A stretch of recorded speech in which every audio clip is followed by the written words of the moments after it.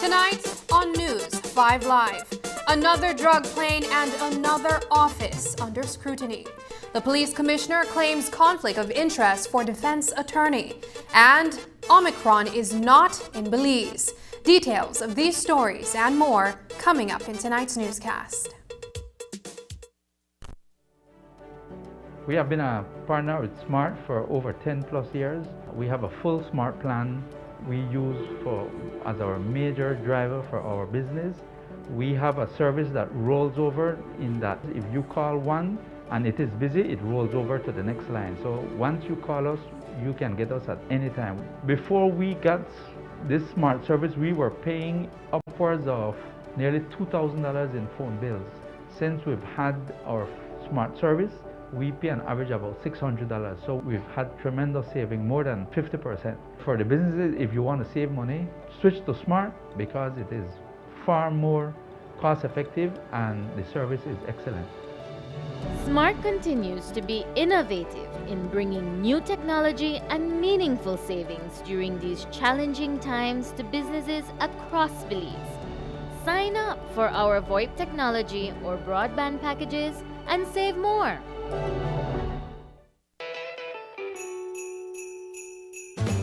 Take away the stress of holiday expenses with a Christmas loan from St. John's Credit Union Limited. Get up to 3 times your monthly salary with low interest rate and easy approval as you make effortless memories this season. Book an appointment at any of our office locations in Belize City, Belmopan, and Dangriga. Some conditions apply. Promotion starts October 15 through December 17. St. John's Credit Union Limited. Safe savings, smart borrowing.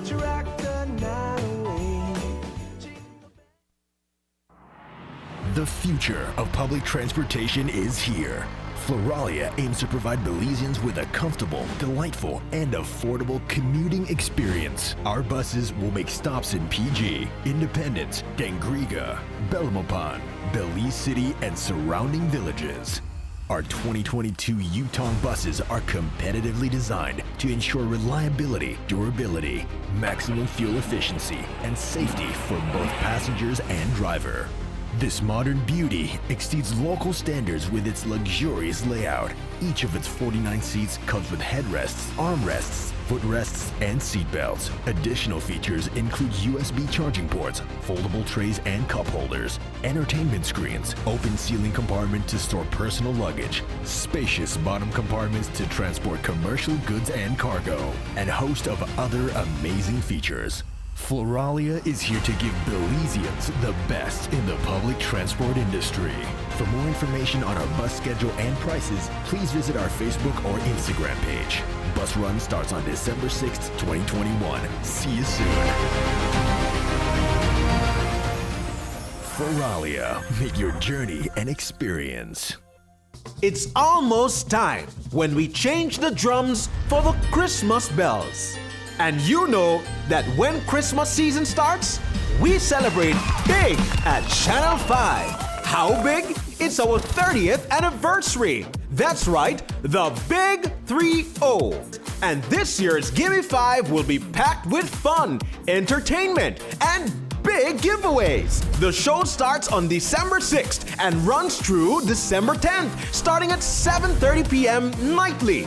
Coupons are now available for 25 cents each on our Channel 5 website and at our studios on Coney Drive. Fill out your coupons and bring them into our compound. And remember, starting December 6th, when the phone rings, don't say hello, say, "Gimme 5." Gimme 5.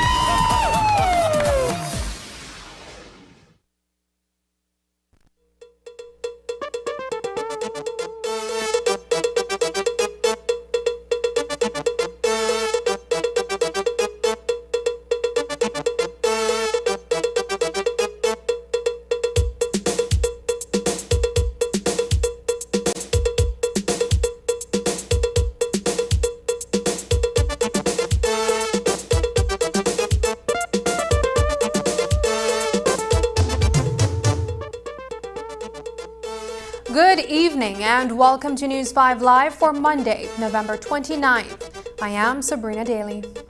For the fourth time in a month, a drug plane has been discovered soon after it landed in Belize.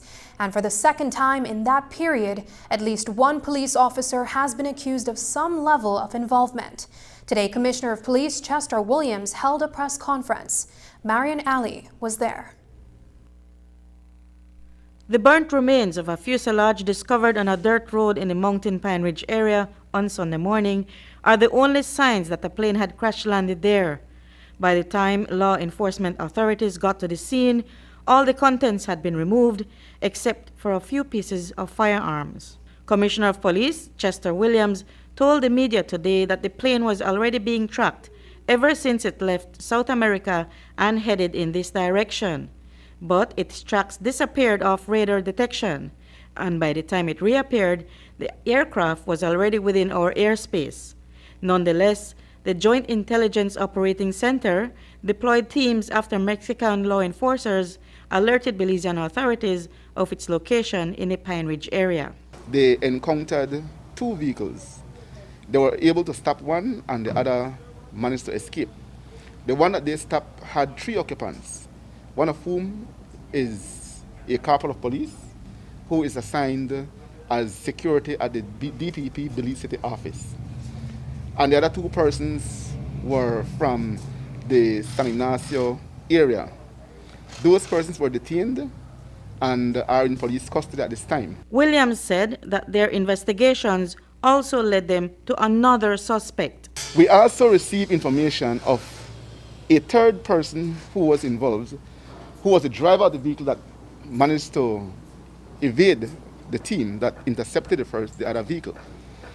And that person is a Mennonite who lives in the Spanish Lookout area and also have a farm not too far from where the plane landed. We were able to detain that person yesterday evening, and we found in his sofa $12,000, or a little over $12,000, which he could not account for. And we also found the vehicle that had escaped the team that tried to intercept it. However, it was long after he had disposed of the cargo. But we have the vehicle in our custody. We have him in custody. The close succession of Belizean police officers being accused of involvement in narco plane landings has created a bad image for the Belize Police Department, one that Commissioner Williams says he will try to correct. He had a word of caution for corrupt police officers who choose to run afoul of the law. We do have intelligence that there are police officers working with the cartels. We can't run away from it. And what I can assure you is that once they manifest themselves, we are going to cut their necks. I'm not going to waste no time. Because as a police officer, much more is expected of you. And when you venture into these kind of activities, you don't only embarrass yourself. You embarrass your family, you embarrass the whole nation. The detainees will be charged on Tuesday. Reporting for News 5, I'm Marian Ali. One of those in police custody in relation to Sunday's drug plane landing is a corporal who worked under Assistant Commissioner of Police Marco Vidal. Vidal, as you will remember, had stepped down as Commander of Operations after the November 5th drug plane bust in Bladen, Toledo. At that time, an internal investigation had begun into Vidal's possible knowledge, if not involvement, in that last drug bust. Today, Commissioner Williams gave us an update on that situation. We are conducting an internal investigation in respect to Mr. Vidal. That internal investigation should be completed today, and the findings will be submitted to the CEO for the CEO to make representation to the Services Commission for Mr. Vidal's suspension, pending the possible hearing of disciplinary matters against him. Commissioner of Police Chester Williams expressed disappointment that attorney Dickie Bradley is the defense attorney for the men who were charged in the November 5th drug bust, when he said the Belize Police Department had hoped Bradley, who has spoken out against the plane landings, would have opted to prosecute the defendants. Now, Williams says this new bust involving another police officer compounds the problem for the police department. Well, I wish Dick Bradley had not opted to represent the plain landers and would have opted to prosecute the matter for us. I don't know if that was indeed said at the bail hearing. And I can tell you right now, as a commissioner, I have some serious concerns because these same police officers, as you would know, they had been active across the country and they were very much result-oriented. They made a number of drug busts across the country. And the sad part is that Mr. Bradley is representing some of the accused persons that these policemen have charged. Now he's their attorney. You could do the maths from there. There's a clear conflict of interest because now he is the attorney for the officers who are supposed to testify in cases against some of his clients. A Belize City man, Chef Ruben Kano, was murdered over the weekend on Antelope Extension. The assailants targeted Kano and unleashed a number of bullets that caught him to the body on Saturday. He was rushed to the KHMH but pronounced dead. Kano leaves behind his 2 children, their mother, who is Kano's ex-wife, and his girlfriend, all distraught and left with more questions than answers. News 5's Paul Lopez reports. The motive behind the murder of 34-year-old cyclist and chef Ruben Kano remains a mystery. His colleague in the kitchen, Chef Ainsley Castro, spoke to News 5. The way how he loses his life too, I mean, that does make no sense. I mean, just like by the way of gun violence, and that really don't make no sense. That just show safe again, man. And I know a lot of people know Kano. A lot of people, and he don't look like nobody into no gang or nothing, and no can't even say mistaken identity because that guy, everybody know him. Equally devastated is Kano's cycling partner and close friend, Byron Pope. This hurt me, man, because my dad passed away the same way, and when I read this text, it just brings back the memory and the pain that I went through at the same time, man. This could have been anyone, it could have been me or anybody close to me as well. But boy, Kano, he no bother nobody, man. I haven't heard Kano get in any fight or anything with anyone in my life, and I know Kano from high school. Kano and his girlfriend were at a residence off Antelope Street Extension when he was called out to the street by a man known to him. Moments later, as the couple was talking with the visitor, 2 armed men approached and began firing in their direction. Kano pushed his girlfriend out of the way just before his assailants killed him and left his body for dead in a drain. His ex-wife describes him as jovial and resilient, with a passion for life. Chef Ainsley also reflected on that passion. It hit me hard because actually 19th day he was here, because I have a league competition and he was here and he passed through. Actually, I got a jacket in the way he left for me. I'm going to show you guys directly. So he was here with me 19th of November. That was the last time I saw him, and I work close to him, and I know he's a very talented and he's a champion also because, he participated in a couple events like Taste of Belize, and also he participated in Benny's Father's Day competition, which he won. He was a champion from a young age, as the assortment of trophies and medals from soccer and cycling that decorates his living room prove. Kano even spent some time in Taiwan to train as a chef. I could remember clearly Kano step aside, put cycling aside, the man said, and I want to use off for riding, and I said, we're going to Oceana. He said, I'm going hard for the chef thing, man. I'm going hard for the chef thing. I remember Kano going overseas. He got finished cooking things to be a real certified top chef. And that man was always willing and want to be a chef till he ended up turning a top chef in the Belize, man. Kano rode for the Benny's Megabyte team. In a Facebook tribute, Kano's team described him as selfless, someone who would support his teammates without reservations. Me and he I would call like the strike team, because anytime he come up with something, I try challenge her and he challenged me, he got a lot of sauce, we learn from each other. So that's why I always tell people, like when, I tell people, man, that's really rough because Ruben love what he do, man. Man, no man, he was a nice teammate to me, man. He was a loyal teammate to me. I never had nobody else other than Ruben deal with my servicing in terms of he's my real domestic. We used to ride with a lot of other guys, and Ruben would never go all out for them, but he would only go all out for me. Kano was such a great chef, he won the Benny's cooking competition so often, he was banned from participating and made a judge of the competition instead. Reporting for News 5, I am Paul Lopez. A man was shot and killed in Dangriga on Friday night. He has been identified as Eden Ramos. Reports are that he was in the Bacatown area when he was approached by two men, one of whom shot him to the forehead.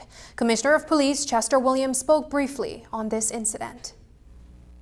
Apparently, the deceased had gone to a house, and as he was leaving, he was approached by a gunman who fired multiple shots at him.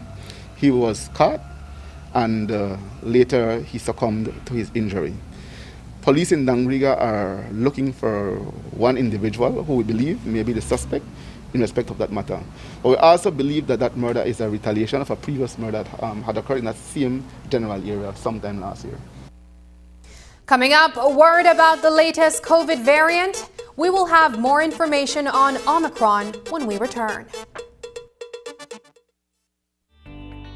Taking its name from the venerable father of the nation, the George Price Highway stretches 77 miles from Belize City to Benqueviejo.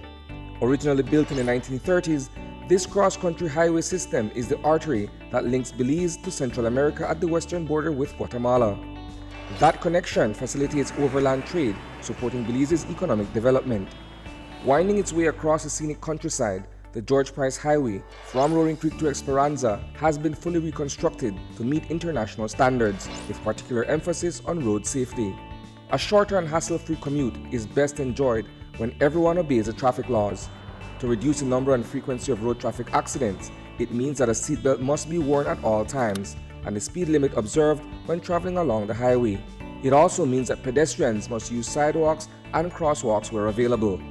Buses should only board and discharge passengers at a designated bus stop. Road safety is everyone's responsibility. It begins with you.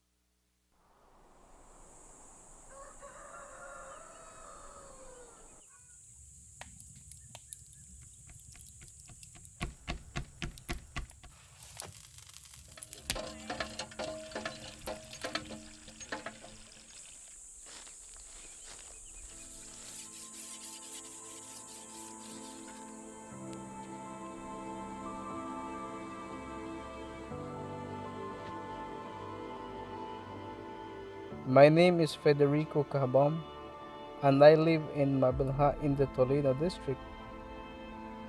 I'm the oldest of 7 children, and I've completed primary school education. Where I come from, we raise chicken, pigs, and other animals, and we plant corn, pepitos, and beans to earn an income. My parents work extremely hard to ensure that we are able to attend school.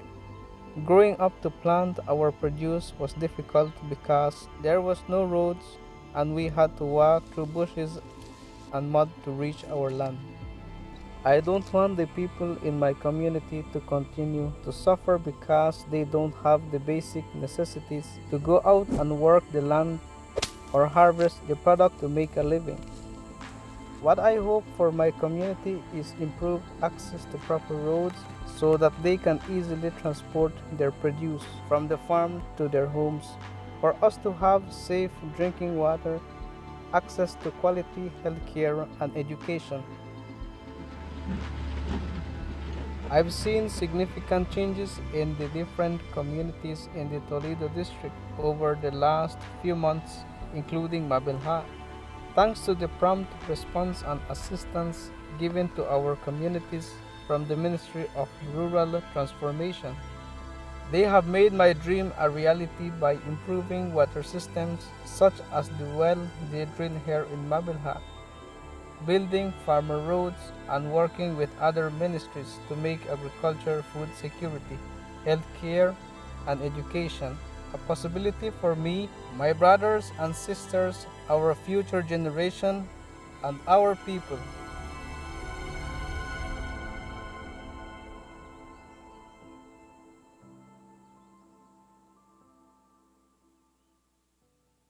Improving lives, delivering quality.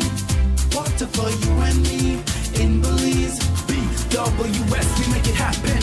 For the immediate future, our entire country's focus is to ensure that each of us take adequate measures to mitigate against the COVID-19 pandemic. We all need to ensure frequent hand washing or sanitizing, regular disinfection of surfaces, constant social distancing, and a sufficient supply of sanitizing and cleansing material. At this critical time, a reliable supply of clean potable water is of utmost importance to ensure our health and peace of mind. Water is therefore a vital necessity to help us remain free from illness and ultimately to help Belize's economic recovery. Help us to help you by paying your water bill. Our return to a healthy and vibrant economy depends on you.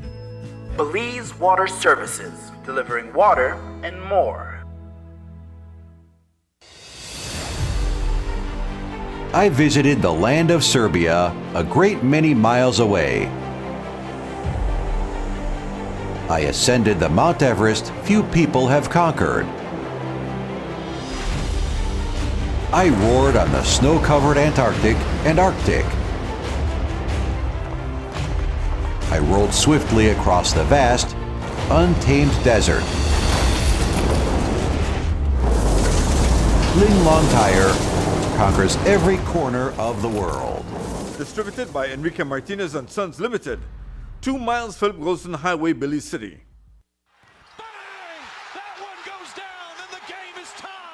Game hot right now, dog. Telo, you got it, though. Boy, watch the time.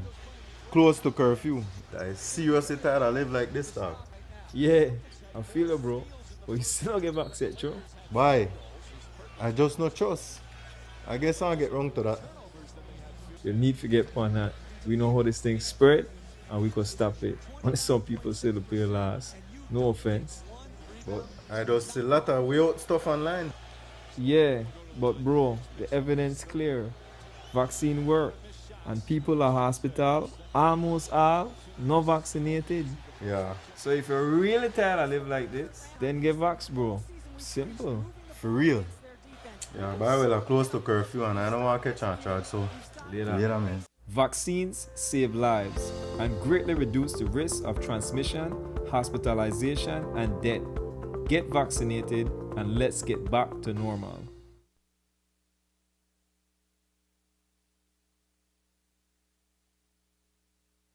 First, Dr. Lesbia Guerra, then Dr. Daisy Mendez, and now CEO Ray Guerrero. The Ministry of Infrastructure Development and Housing announced today that it is parting ways with one of its 2 CEOs. Guerrero was responsible for the housing portfolio. A second CEO was appointed to the ministry to undertake the rebuilding and restructuring of the former Ministry of Housing. That ministry was amalgamated with the former Ministry of Works to create the now Ministry of Infrastructure, Development and Housing. While the release, which is signed by CEO Victor Espat, does not speak to the reason for his departure, News 5 understands that there was a difference in management practices that may have contributed to the decision. The release ends by saying that the ministry thanks Guerrero for his valuable contribution towards the ministry's development over the past year and wishes him the best of luck as he goes back to his private sector ventures. For some time now, the positivity rate of COVID-19 has been on a downward trend, registered between 5 and 10%. It's the lowest that the country has seen in a while, as Belize appears to be overcoming our third wave. Currently, there are 1,082 active cases, with 173 new cases detected over the weekend. There have been a total of 574 deaths. Earlier today, News 5 spoke with Dr. Melissa Diaz-Musa of the Central Health Region to get a pulse of the situation in Belize District. We do know that we are at the downward trend of the curve for the last wave. The last wave for the country of Belize peaked in early October, and although we're seeing a little bit of fluctuation still in certain districts, for Belize district, we have consistently been on the downward trend, which is very good for us. And it will give us the opportunity now to focus a lot on getting as many vaccines out as possible and to ensure that we assist with enforcement of public health measures, get our staff retrained, ensure that we are well versed with our PPEs, with our public health measures, all these things. So it gives us a little time to recuperate and prepare for the next wave that may or may not come to Belize. The news spread like wildfire last week that a new variant had been detected in South Africa. Omicron is more transmissible, but so far cases are milder in terms of symptoms. The concern, though, is that more people infected could mean more hospitalizations. Omicron has not been detected in the region, and the predominant variant in Belize is the Delta. Dr. Melissa Diaz-Musa shares what information is known so far and that the Central Medical Lab in Belize would be able to detect the Omicron variant through its gene sequencing process. WHO keeps giving us enhanced technical advice and how we can get our countries ready for Omicron. And I think that a lot is still being researched because, as you quite rightly said, yes, there is evidence that it is more transmissible. And we do know that in a short period of time, it has become the dominant variant in South Africa. But some of the researchers and scientists have said that in South Africa, for example, the cases do appear to be more mild. The problem that we have is the increase in transmissibility. If you have more people infected, you will have more hospitalization. Yes, well, Central Medical Lab have started doing the genome sequencing on our own here in Belize before we were sending it away. And we do genome sequencing, I believe, 2 times a month, and we do each time about 40 or 50 samples. We have just been speaking with CML to try to increase this. So we want to enhance our surveillance, but not only surveillance with rapid testing. We need to get the PCRs done on positive cases so that the lab can genome sequence it and let us know whether or not we do have Omicron in country. Our lab is able to detect this, and so this is something that they will hopefully start to run quite quickly. There is a proposed reopening of land borders in January. While it is being met with mixed reviews, today we took the opportunity to ask Dr. Melissa Diaz-Musa for her take on the reopening. Here's what she had to say. With Omicron being detected, I think that it's still very early to make a definitive decision on whether or not opening the borders would be something that, a good idea. I think that we still need to remain guarded. We still need to ensure that we find out more information about Omicron. Are the cases really more mild? Is it really more transmissible, and how much more transmissible is it? And we also have to look at, we have to meet and determine what kind of surveillance we'll be doing at the land borders if it's opened January 1st. Obviously, it would have to be something more. We may have to go back into mandatory quarantining or mandatory isolation for positive cases. So there are many things that we have yet to discuss with the full technical team at the Ministry of Health and Wellness to come up with the protocols if the borders will be open in January. Over the weekend, there were a few large parties held across the country, at least one of which was in Placencia. Pictures that were circulated on social media show that people wore no face masks at all and were not social distancing. Today, the Commissioner of Police, Chester Williams, said that while people bashed the different government departments and the government itself for the spike in COVID infections, often it's Belizeans' own reckless behavior causing the increase in COVID cases. He said the hosts of these social events will be charged, even after the parties have taken place. The Ministry of Health, the government, or the police are not the ones conducting these parties or holding these parties. And yes, as much as we try to identify the locations of these parties and disrupt them and make arrests, there are some that are encouraged discreetly that we don't know about. And it is this irresponsible behavior of the few, or the selfish behavior of the few, that have us in the predicament that we're in. The sad part is that people do foolishness, and the wrong people get blamed for it. As a society, we need to start to point the fingers or the blame where they rightfully belong. As a police department, we continue to work towards achieving the objective of the COVID-19 regulations. The one in Placencia at Barefoot, I think is the name of the bar, the owner was arrested and will be appearing at court today. Because we got information about it, we went there, we saw the party, and she was arrested. So she'll be appearing in court today. And for instances when, yes, for those instances when you don't find out about the event until after the event actually took place, can you still go based on evidence? Yes, if I have the video footage and we can prove a date when it occurred, certainly I'll be more than happy to go after them.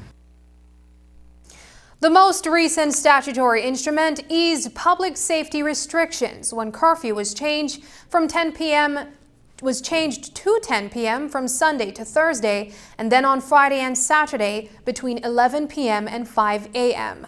But Dr. Diaz-Musa cautions residents to remain vigilant and not participate in risky activities that may cause a spread.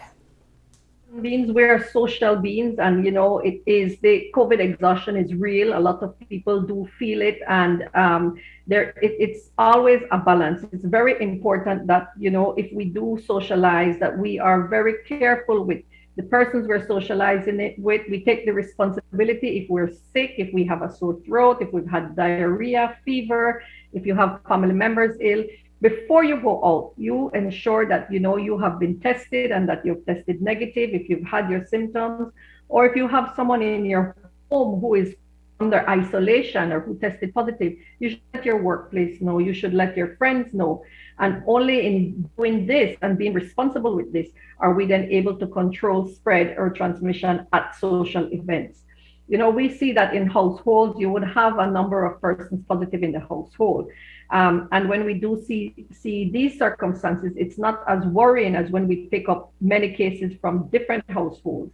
So we expect that if you're living with someone, that's when you won't have on your mask, that's when you'll be socializing, that's when you'll be eating and drinking together. So we do expect that the spread may occur in households.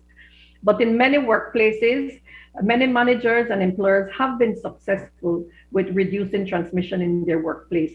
And we do notice that the successful businesses are the ones that have very, very strict public health measures in place. As of last Friday, 50% of the population has received at least one dose of the 4 vaccines available in country, while 45% are fully vaccinated. Dr. Diaz-Musa says the ministry is strategically going into the communities to get vaccination numbers up. Our numbers keep going up, and we're pleased with that, but we would like for these numbers to go up faster. Especially over the last 2 to 3 weeks, we've seen that the numbers have stagnated a little bit at this point between 44–45%. And we need this higher, and we need it to go higher very quickly. We sat together as a team, all the regional managers and deputy regional managers, and came up with some strategies for all districts. And for the Belize district, we just finished that last week, that exercise where we had 15 additional persons helping us going house to house in certain areas in the Belize district. And we focused a lot on the rural areas. So we were at Hattieville, we went to Mascal, we were at Ladyville, Lord's Bank, and then we also did downtown, we did the Antelope Street extension, we were in the Gongolong area and Victoria Street as well. So we looked at different areas, and we find that at this point, it is helping to go street by street or house by house, because there are many people that are willing to get vaccinated once we go in, do the health education aspect, and the nurse is there with the vaccine. Right then and there, we were able to get quite a number of other persons vaccinated in the last week. So, what we are trying to do is to definitely improve accessibility to the vaccines. Dr. Diaz Musa says that booster shots are available for fully vaccinated persons 5 to 6 months after your second dose or 2 months after taking the Johnson & Johnson. After the break, a very special day for the Belize Coast Guard. But first, here's a look at the latest COVID-19 figures.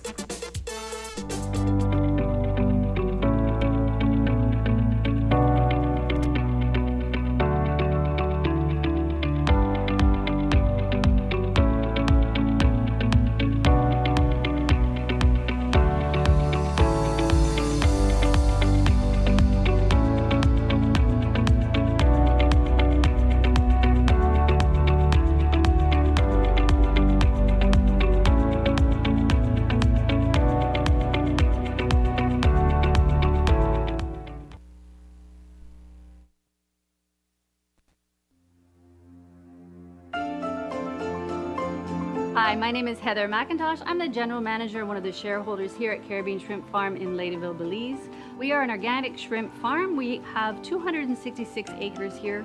We produce organic shrimp for the local and foreign market. Also on my farm is an agritourism facility where we have a restaurant, a swimming pool. We do organic shrimp farm tours. We have a solar-powered boat that we do tours on as well.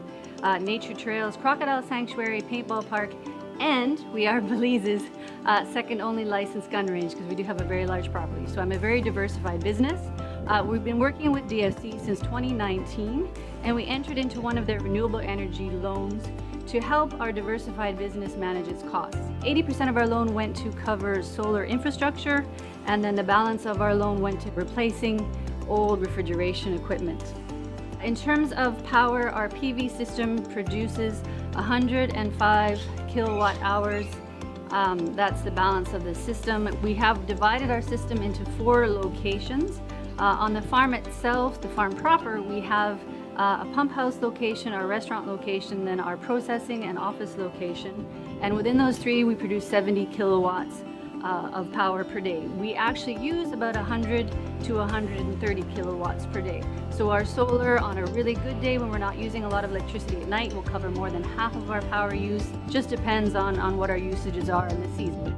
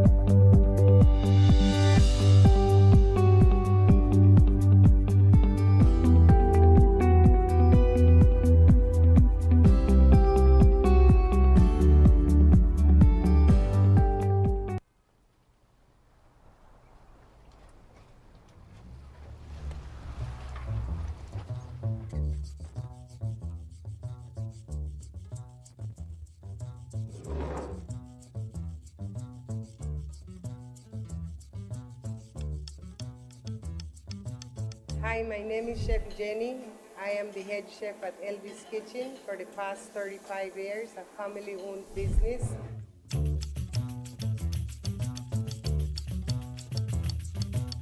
As a chef and fisherwoman, I have always wanted to know where my fish was caught. I found this opportunity for Elvis Kitchen and especially my customers so that they can know where their fish was caught.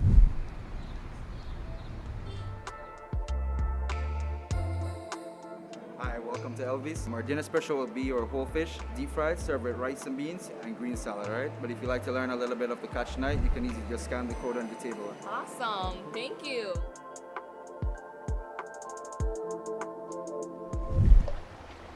So now you know where your fish come from, and now you have a whole new market. Ready fish steaks and shrimp, topped off in garlic butter sauce, and our whole deep fried fish, all right? Enjoy the meal. Thank you.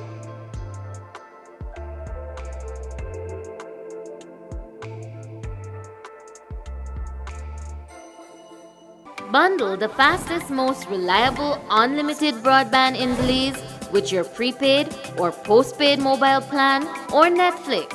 You can bundle your broadband with your prepaid and enjoy 50% off all national calls, plus get SMS and data. Paid plans?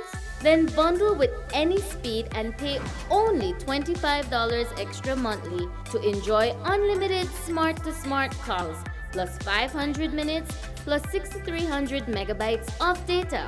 Stream unlimited HD movies and TV shows with our broadband, plus the Netflix add-on for only $30 monthly, and enjoy streaming on your laptop, TV, phone, or tablet.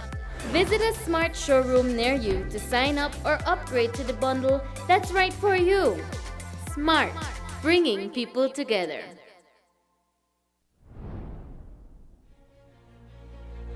Courage to confront fear and uncertainty, face danger.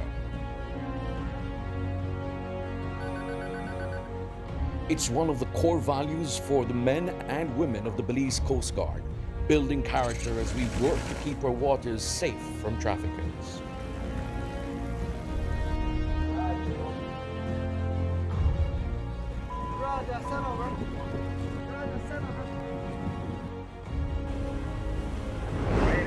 Mayday. This is Vessel Sheila. Over. Vessel Sheila, this is the Belize Coast Guard. Send over.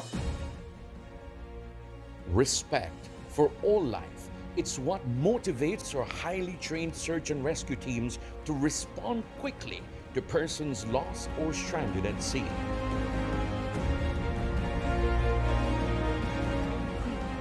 Commitment to protecting our marine assets, territorial integrity, and economic security. Belize's blue economy estimates a loss of $42 million in revenue each year due to illegal fishing. The addition of 2 larger vessels along our maritime borders will enable us to increase patrols and be. You drink apparatus, ready for anything.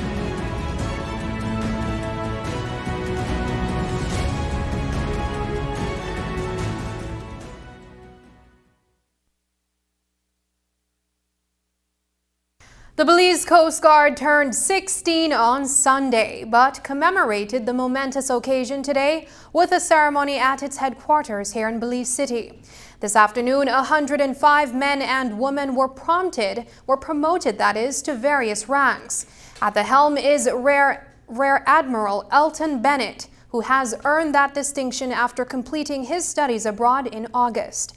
News 5's Isani Cayetano was on hand for the brief ceremony and has the following story.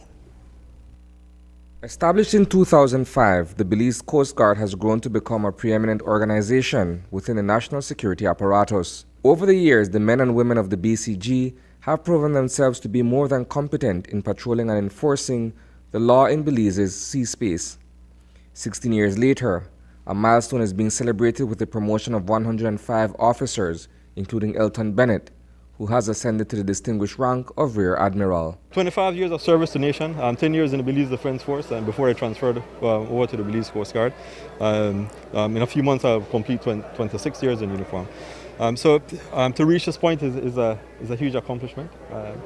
It's not something that was on my mind when I joined the services, but something that does eventually took its rightful place. It is only the second distinction to be awarded to an officer of Bennett's status within the organization. Beyond his ascension, nonetheless, is the continued work of the Coast Guard in carrying out its mandate. Beyond cruise tourism and the shipping industry, the government of Belize just 2 weeks ago signed the Blue Bond Initiative, which will help to protect 30% of our sea spaces, extending beyond the limits of the territorial seas and into the exclusive economic zone. We currently have 16% of our sea spaces under some form of marine protection, and our ambition is to double that. The government of Belize is committed to balancing conservation and development to ensure that our maritime resources and fish stock are conserved for generations to come. To make certain that those resources are protected, the efforts of the Belize Coast Guard are needed. It's all about enforcement.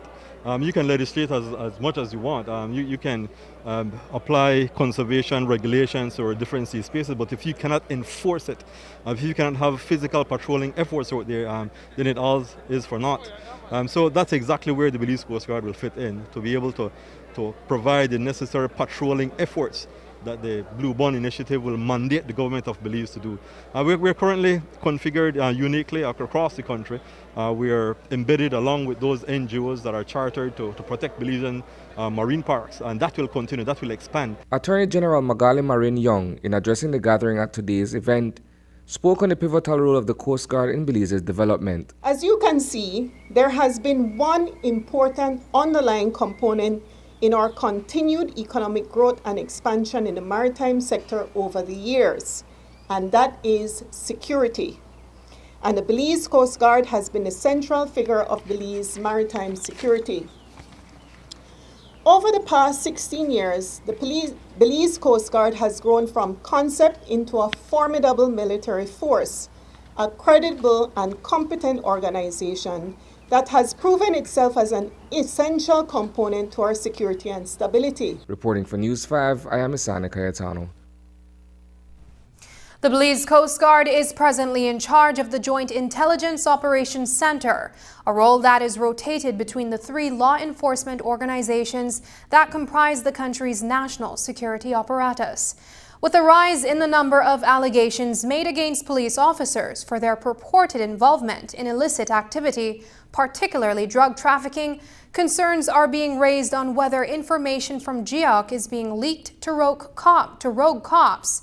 It's a serious concern, enough to prompt Rear Admiral Elton Bennett to take decisive action in limiting the information being shared with its counterparts.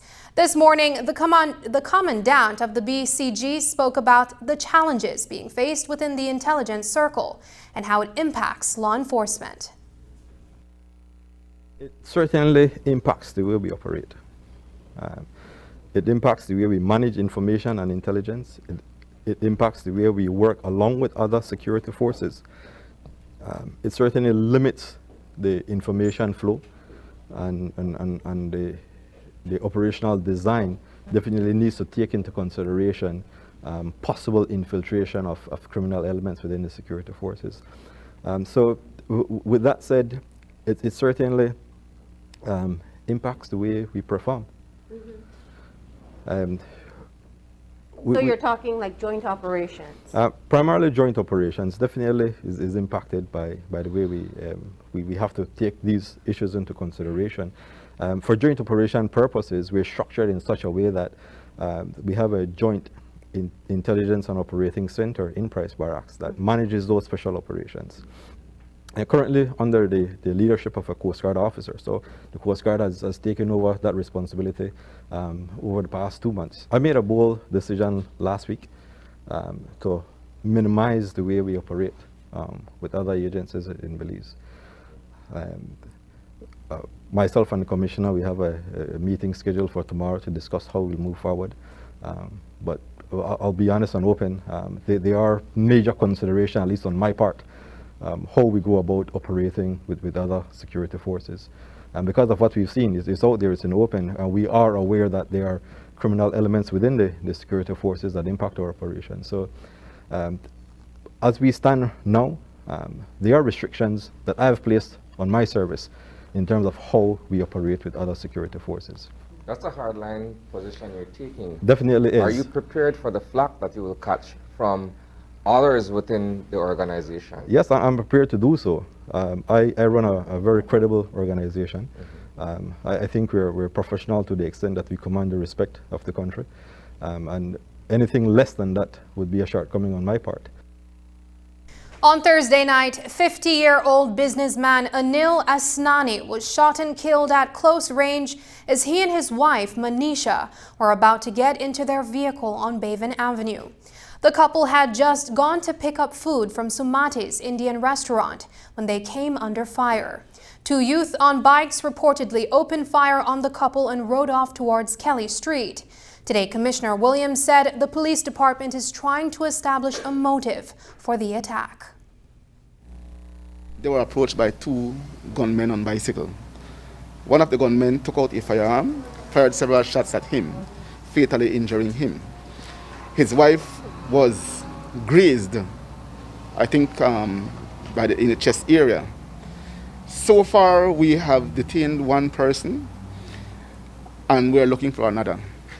The police have been busy trying to ascertain a motive, but from what we're seeing, he was targeted. And so there is no doubt that he was the intended target. The question is, what is the reason behind him being targeted? So we're still trying to ascertain that. There are several pieces of evidence that we're getting, which we believe can assist us, but I'm not going to go into too much details because I don't want to alert those that we're looking for. And I think that is where we are at this time. Today, police also reiterated that they do not expect any foul play in the sudden death of a 26-year-old man from Caye Caulker. Joel Young died a few days ago when he collapsed at a home in the Bahia area on the island. Family members had told News 5 they had heard he may have been shot. But today, Compal Williams says they have no reason to suspect foul play. I think that one is straightforward. Practically, he was running, I'm told, and he jumped a fence and may have dropped and hit his head. I don't think that requires much from us. Family members did confirm to News 5 that Young had been using drugs prior to his death and had no known medical conditions. Interestingly, Canadian Jasmine Harton, who is awaiting trial for the shooting death of Police Superintendent Henry Jamot in May, was reportedly residing at Young's residence in Caye Caulker. Sources at the Caye say she accompanied a family member to the hospital when his body was taken there the day of his death. Just ahead, more accidents on Belize highways. We will have the latest and a campaign to try and save some lives. But first, here's a weather update with data from the Belize Met Service. This weather update is brought to you by Smart.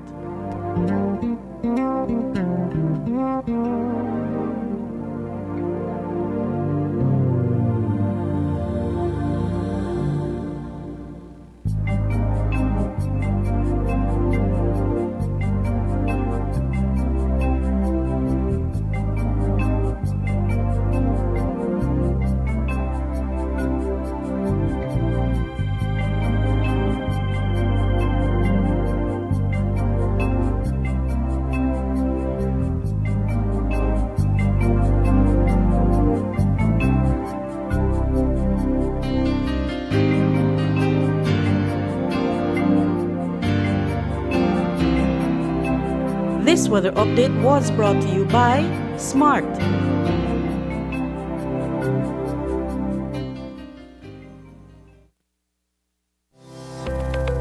Galenia Hospital, located in Cancun, Mexico's premier tourism destination, is a state-of-the-art healthcare facility that provides highly specialized medical services. We are Quintana Roo's biggest private hospital with board-certified doctors and staff. Some of our services include Cath Lab, Adult Intensive Care Unit, Neonatal Intensive Care Unit, emergency rooms, operating theaters, ambulance services, and more. We are a medically accredited hospital by JCI, Accreditation Canada International, and General Health Council, providing extraordinary care in every specialty, from our cardiology department to our neurology center. We are focused on treating the entire person, body, mind, and spirit. Contact us at medicaltourism@hospitalgalenia.com or visit our website at www.hospitalgalenia.com. Come to Galenia Hospital in Cancun for a truly personal medical care experience. If you are ailing due to a chronic disease and are left permanently invalid before retirement age, you may want to check if you qualify to receive invalidity benefit. The invalidity benefit exists for persons who are unable to continue working due to permanent illness. To qualify, you must be under 60 years old, must be sick for 26 consecutive weeks and certified to be medically unable to perform any type of work, must have at least 5 years of paid SSB contributions and at least 5 paid within the 3 months leading up to your illness. If you do not qualify for the invalidity pension, you may be eligible for the invalidity grant. Want to know more about invalidity benefit?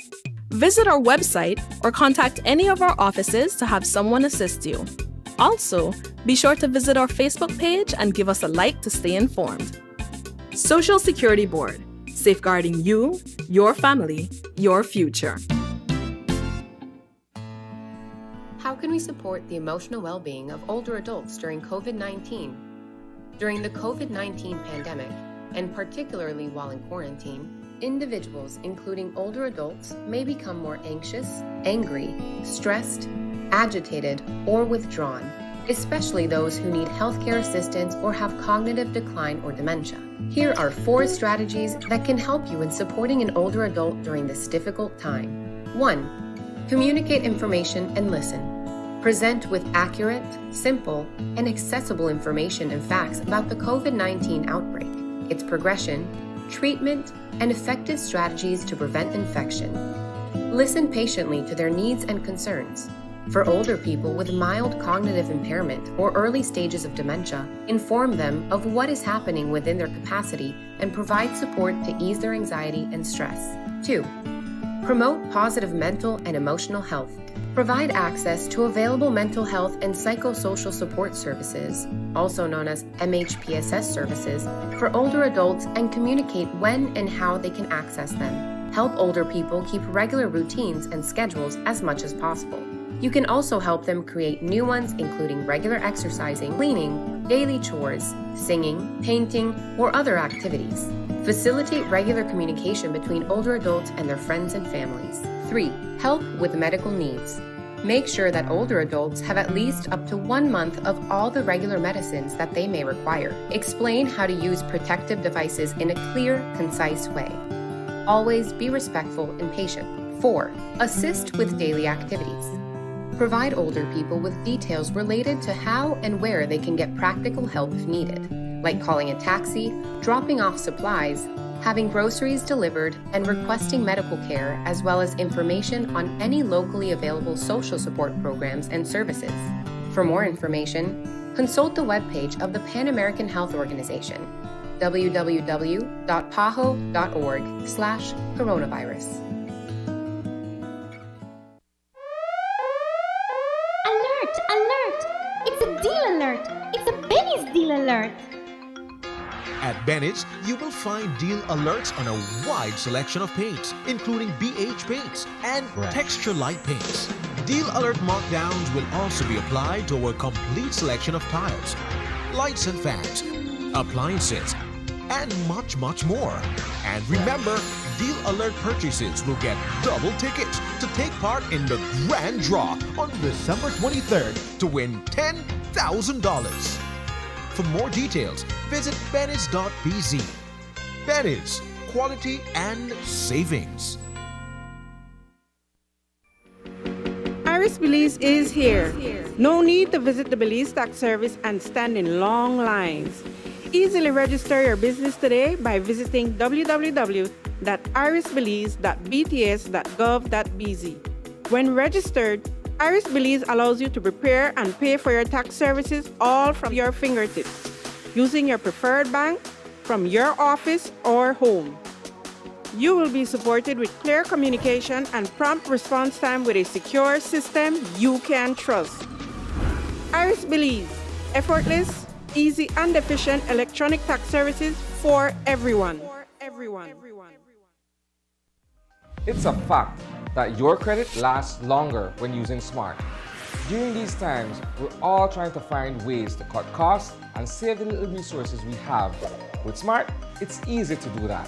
It's a fact that with Smart, your credit lasts longer. You can call Smart to Smart and Smart to Digi using your promo credit, while with the other guy, you can only call OnNet, Digi, or BTL numbers. What does this mean? You get to call any national number using your promo credit. Your promo credit is free, so that call is also free. Know your facts. Don't be tricked by the other guy. Be smart and save your dollars. The month of November has seen a number of fatalities as a result of road traffic accidents along the various highways across the country. 3 alone over the weekend. Today, Paul Williams met with the senior command of the Belize Police Department to address the issue. Williams spoke today about the campaign to reduce these fatal incidents. It has become of serious concern, and we think that we need to re-strategize our effort to see how we can address these unfortunate situations. But at the end of the day, I also want to appeal to motorists that no matter what we do as a department, we will not be able to stop these accidents if the motorists do not play their role. Drivers need to learn to be more careful in the use of the highway, and we must have due consideration for other road users. We have incidents with motorcycles. Oftentimes we see motorcycles overtaking on the wrong side. Sometimes motorcycle riders believe that the route of the road do not apply to them, and so we need to see what can be done to sensitize them. And so one of the efforts that we'll be doing is to do a sensitization campaign, utilizing highway patrols, random checkpoints in different parts of the highways, and we'll also be partnering with the National Traffic to see if they can join us on this campaign. Like I said, it must be addressed. As we said, there were 3 fatal accidents over the weekend, 2 of which occurred on Saturday in southern Belize. In the wee hours, there was a fatal RTA at mile 22 on the Hummingbird Highway. On the right side of the road was an extensively damaged motorcycle, and a short distance away, police saw the body of Keon Ritchie, a resident of the Valley community. Initial investigations revealed that after 11 p.m. on Friday, Ritchie was socializing at mile 23 on the Hummingbird Highway and then decided to return home. Before reaching the Middlesex Bridge, he allegedly lost control of his cycle and crashed into the left rail guard, which resulted in his fatal injuries. The other fatality involved a resident of Santa Cruz Village, Stan Creek, who was struck by a vehicle. Around 3 a.m., police responded to a road traffic accident between miles 10 and 11 on the Southern Highway and found the body of Alec Gomez. While traveling on his motorbike, Gomez lost control of his bike and ran off the highway near a culvert. He managed to regain balance and swerved back onto the highway, but into the path of a vehicle which hit and dragged him about 50 yards before coming to a stop. Gomez received severe head and body injuries and succumbed on the scene. The driver of the vehicles has since been served with a notice of intended prosecution. Up north in the Corozal district, there was also a road traffic accident in Cristo Rey village that claimed the life of a teacher. On Friday evening, Ditmar Ruiz was driving a Toyota Tacoma pickup in the village when he lost control of the vehicle. The vehicle overturned, trapping Ruiz inside. The National Fire Service in the north had to be called in with the jaws of a life to retrieve Ruiz, who died on the spot. Police are investigating. The Speaker of the House and Deputy Clerk are headed to Taiwan for a 5-day visit. Speaker Valerie Woods will meet with President Tsai Ing-wen and the head of the Taiwanese legislature. Woods is accompanied by the Deputy Clerk of the National Assembly, Clarita Pech, and the two will attend the 2021 Open Parliament Forum that begins December 2nd. According to Focus on Taiwan Online News, the forum themed Open Parliament in a post-COVID context, global examples of resilience and planning for 2022 and beyond, will be co-hosted by the Ministry of Foreign Affairs, the legislature, and the Washington-headquartered National Democratic Institute, which opened its Taipei office earlier this year. Baltic parliamentarians will also join the 2-day forum in person, while 21 lawmakers from 15 countries will participate virtually. Deputy Speaker Marcone Leal will preside over Friday's House meeting in Speaker Wood's absence. Up next, inspiring moments at the Royal Youth Hostel. Paul Lopez has the story when we come back. My parents always said, when it's time to build, invest in quality products that last a lifetime, even if it means paying a little more. It is now my turn to invest in my own home, and it's not even a question. It has to be Oran Windows. My contractor recommends Oran because of the heavy-duty construction, the thickest gauge blades on the market, and the dual locks that allow lower louvers to close independently for privacy while the top remains open for airflow. These features make Oran aluminum louver windows the best on the market. With Oran aluminum louver windows, you get strength, durability, and beauty with an added layer of security and protection against debris and damaging winds. Come in and check out the variety of sizes and colors at Design Depot, located at Mile 3 Philip Goldson Highway in Belize City. When something is good and you can save, that makes it even better. Like this guy, he buys Flex bundles using his promo credit. No worries when his primary credit is finished. He gets talk, text, and data for free. Or her, she calls her family internationally with her promo credit.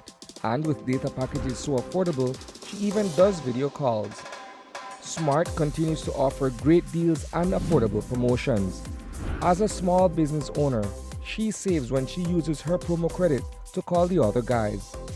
All Smart customers enjoy more triple days and knowing they can use their promo credit, which just lasts longer. Smart, bringing people together.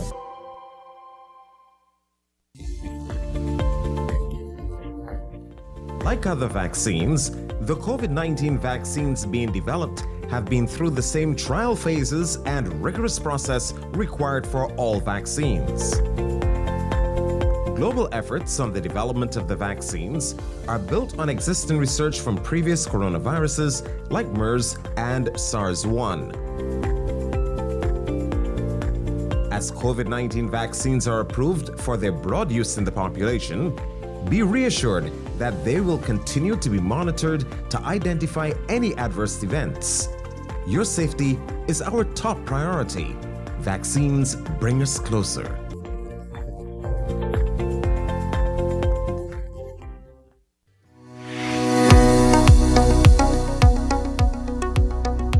How does the AstraZeneca vaccine work? The vaccine provides support to help your body develop immunity to the virus that causes COVID-19. The body is left with a supply of memory cells that will remember how to fight the virus. It takes a few weeks for the body to produce the antibodies after vaccination. How long does it take to build immunity after taking the first dose of the vaccine? There is protection 14 days after a person's first dose. However, that initial protection may decline over time, which is the reason why it is so important to get the second shot. How long after the first dose should one take the second dose? The second dose should be given between week 8 and week 12.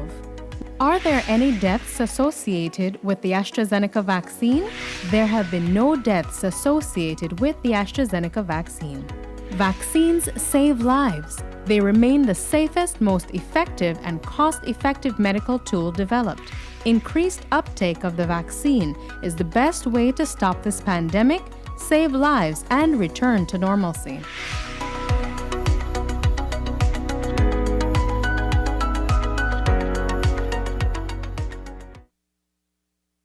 As a part of the infrastructural and systematic transformation at the Princess Royal Youth Hostel, the Special Envoy for Families and Children paid a visit to the Rockville compound today. She took gifts along with her, including a washing machine, an industrial stove, school uniforms, and an assortment of books and games.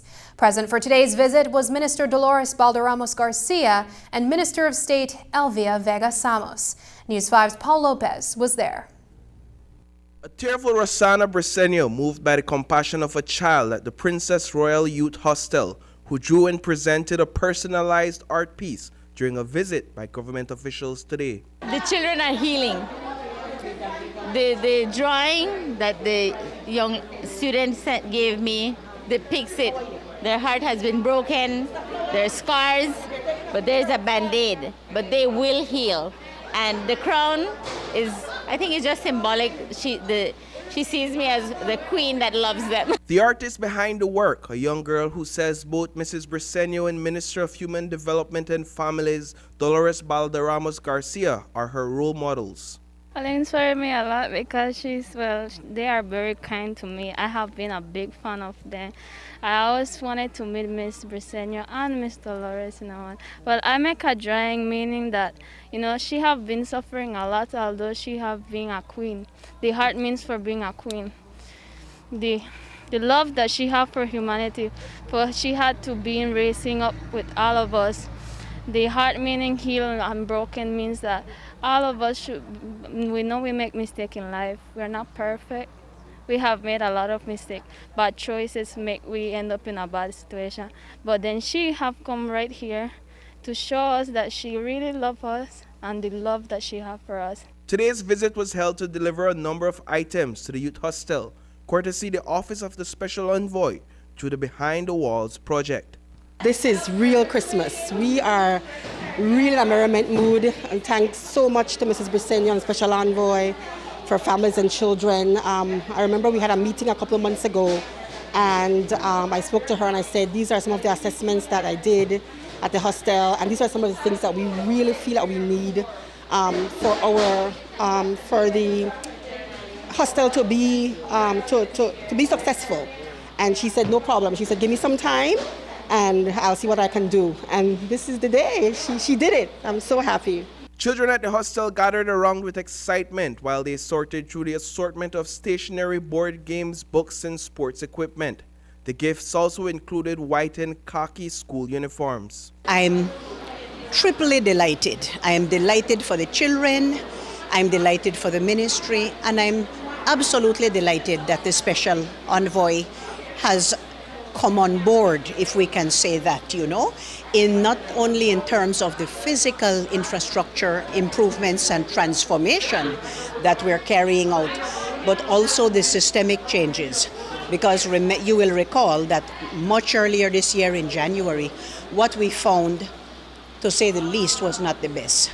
And I pledged then that not only would we look at the physical infrastructure for the children, but also the systemic transformation. $22,000 have been earmarked through the Office of the Special Envoy as funding for life skills training at the hostel. This is what we call phase 1 of our project. Second phase is we just got some more monies specifically for training. We're going to be embarking very closely with training in, I think it's cooking and sewing, with support of the human development. They will be providing the trainers, and the office will be supplying the monies to pay these people that will come in and teach the children a skill. Both Minister Briceño and Minister Dolores spoke with some of the residents individually. It is moments like these that encourages residents at the hostel, like the artist who handed over a personalized piece to Mrs. Briceño. I have made bad choices in my life, and yes, they inspire me a lot, and I will not say I'm perfect. I have made a lot of mistakes, and one day for my goal, I really want to change the world, show that people could stop killing one another, to be helpful, kind, and respect one another, and be somebody in a life, and show that I could really make it in this world. Reporting for News 5, I am Paul Lopez. A group of artists from Belmopan and surrounding areas have teamed up to share their talent with the community voluntarily. The artists in Belmopan and I have formed a little group. We are under Raquel Art for now, and we work for the community. We're very active. We are working on a project right now for the police training school, and this is artists Tom Sharp, Bernice Bennett, Orlando Na, and Carolyn Carr. We're also working with students from Raquel Art School in Belmopan and volunteers. And over the process of this project, we have also had the wonderful help and assistance from the recruits in the school, that's Squad 95. Over the weekend, we had assistance, even working hand in hand with the commander himself, that's Mr. Moria. And we were working along with different instructors. It was a great experience for the artists to be working hand in hand, artists and police. It was wonderful. This is just one of the projects I understand. How does it work as you go about improving the aesthetics? Okay, great. So we are working on helping Belmopan, helping, like you said, beautifying Belmopan. And how this works, how do I find money, is I'm learning as I go. And my first project was the Isidore Beaton Stadium wall. And that project was under Mayor Sharon Palacio and Minister Francis Fonseca. Under that project, I learned so much, and I've always had the guidance of Mayor. I run to her to learn how to make proposals and where to go to find the funding. So that's how we've been getting funding for these projects. And that's the news. Tonight's broadcast is available in both text and streaming video at channel5belize.com. You can also connect with us on our Facebook page at facebook.com/News5Live. I'm Sabrina Daly. Thanks for joining us. And from all of us here at News 5, please remember to wash your hands, keep your social distance, and stay safe. Good night.